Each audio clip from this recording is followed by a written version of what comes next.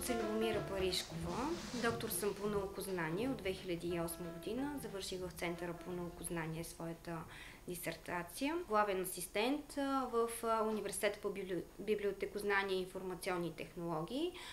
Преподавам в различни дисциплини, но общото е, че философията ми дава общия поглед върху нещата и бих могла да добия някакви по-дълбоки компетентности в тези области. В индивидуалното обучение философското образование също ми помогна, защото можех да погледна над рамките, над конкретните рамки на робота, който извършва X, нали, по метода на X и метода, би трябвало да извърши инвитро оплождането. Робота за микро и нано манипулации представлява една високотехнологична разработка, получена в резултат на един европейски проект Хидромел.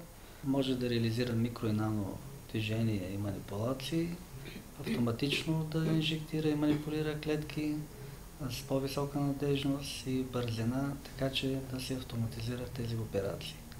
Като такъв той се явява един нов продукт за пазара и заради това беше нужно така да се направи една икономическа оценка на този продукт спрямо съществуващите такива.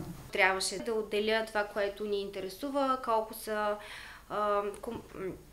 лабораториите в България, които биха могли да го използват, къде може да се внедри, да направи икономическата оценка. Тъй като са много дисциплини, икономика, философия, наукознание, мехатроника, роботика, електроника, механика.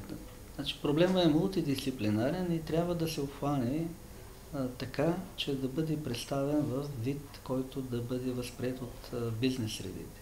Това е писане на проект, който е по европейските програми. Те осигуряват финансирането. В момента се чака резултата от кандидатстването по тази програма. Така че силно се надяваме, че ще бъде, че аз ще имам някаква, макар и малка, заслуга за спечелването на този проект.